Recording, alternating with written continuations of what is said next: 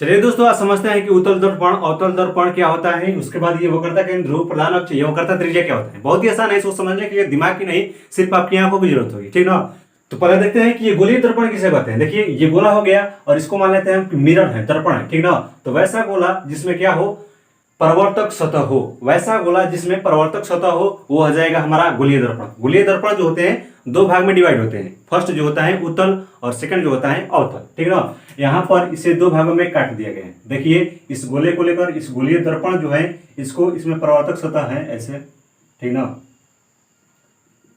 इसमें ऐसे करके आग लगा दीजिए, एक रिंग है उसमें आग लगा हुआ है, ठीक ना। इस तरह से करके समझ सकते हो आप। ये क्या है, परावर्तक सतह, ठीक ना। रियल में नहीं लगा हुआ है, ये परावर्तक सतह, ठीक ना। इसे समझाने के लिए बोल रहा हूँ। ये इस गोले को हम लोग दो भागों में यहाँ पर काट दे रहे हैं, डिवाइड कर दे रहे हैं, क्योंकि हमारा गोला है भाई साहब, ठीक ना। चलिए इसे दो भागों में काट देते हैं और यहाँ पर क्या कर देते हैं, जिसे उस रिंग में आग लगाया था, इस रिंग में भी क्या करते हैं, आग लगाते हैं, ठीक ना। तो ये दो में भी यहाँ पर कर देते हैं, ठीक है। बिल्कुल ये शुतुरमुर्ग के अंडा जैसा दिख रहा है नहीं।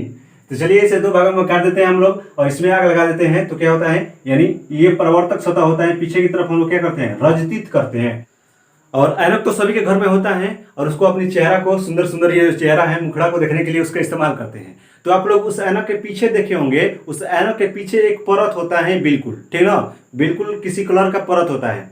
तो ऐनक के पीछे जो होता है, सिल्वर की एक परत चढ़ा दी जाती है, यानी ऐनक के पीछे चांदी की एक परत चढ़ा दी जाती है और उसके बाद अनेक रंग से, किसी भी कलर का, लाल ब्लू कोई भी पेंट हो, उस पर चढ़ा दिया जाता है कि ये सिल्वर कलर का जो परत है, सिल्वर का कवर है, वह छूटे नहीं। वरना आप लोग ऐनक कोई देखते होंगे और घिस कर देखिएगा तो क्या होगा, घिस कर ऐनक को हम अपनी चेहरा देखते हैं तो बिल्कुल उसमें चेहरा नहीं दिखाई देता है, पर्दा सिनेमाइजेशन पीछे की तरफ भी नजर दिखने लगता है, ठीक ना। तो ऐनक पर सिल्वर के परत चढ़ाने के बाद पेंट चढ़ा दिया जाता है कि ये सिल्वर जो है छूटे नहीं, जिससे हमारा चेहरा जो हो ठीक ढंग से दिखाई दे, ठीक ना। तो वह होता है हमारा रजतित, यानी चांदी और पेंट की जो परत होती है वह होता है रजतित। तो चलिए अब देख लेते हैं कि उत्तल और अवतल दर्पण क्या होता है, यानी कॉन्वेक्स तथा कॉनकेव मिरर क्या होता है, ठीक ना। तो देखिए यहाँ पर ये खोखले गोले का वैसा भाग जिसका एक सतह उठा हुआ हो तथा भीतरी सतह उसका रजतित किया हो, यानी चांदी की परत और वो जो पेंट है वह परत चढ़ाया गया हो और आगे वाला सतह इसका उठा हुआ हो, वह हो जाता है उत्तल दर्पण। उत्तल दर्पण, और इंग्लिश में इसको बोलते हैं कॉन्वेक्स मिरर, ठीक ना। इसके बाद यहाँ पर तो यानी खोखला गोला का वैसा भाग जिसका एक सतह धसा हुआ हो तथा बाहरी सतह, यह बाहर वाला है ना, ये अगर खोखला गोला मान लिया जाए, आप लोग खोखला गोला माने तो क्या हो, ये भीतरी सतह हो गया, गोला का ये भीतरी सतह हो गया, ये बाहरी सतह हो गया। इसमें बाहर वाला भाग कौन सा, ये ना। तो इसका बाहरी भाग, जिसका बाहरी भाग रजतित किया गया, भीतरी सतह जिसका धसा हुआ हो और बाहरी भाग रजतित किया गया हो, वह होता है अवतल दर्पण। इंग्लिश में क्या बोलते हैं बताइए आप तो कभी बोलते नहीं है, बोलते हैं कॉनकेव मिरर। केव यानी क्या होता है, गुफा। तो ये गुफा जैसा आपको दिख रहा है, आगे वाला भाग, इसका आगे वाला भाग आपको ये गुफा जैसा दिख रहा है अवतल दर्पण का। लॉकडाउन में रामायण देखे होंगे तो सुग्रीव जो होता है क्या करता है, ये गुफा ऐसे पीछे की तरफ थोड़ा सा बना दिया जाए तो ये गुफा जैसा दिख रहा है आपको, सुग्रीव इसी में घुसता था।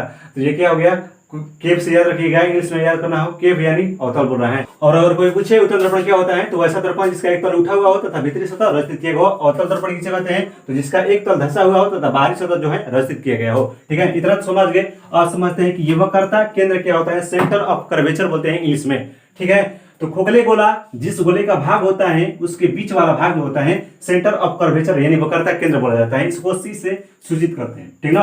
ये खोखला गोला अगर हो गया तो ये बीच का इसका भाग क्या हो गया, ये ना। तो उत्तल दर्पण ये हो गया तो इसका बीच वाला भाग कहाँ पर होगा, इस तरफ ना। और अगर ये अवतल दर्पण हो गया, अवतल दर्पण, तो इसका बीच का भाग किस तरफ होगा, इस तरफ। यानी उत्तल दर्पण की सी इस तरफ हो जाएगी और अवतल दर्पण की सिर्फ इस तरफ, अवतल दर्पण की सी इस तरफ, ठीक ना। इतना समझ में आ रहा है। उसके बाद ध्रुव क्या होता है, पोल जिसको कहते हैं।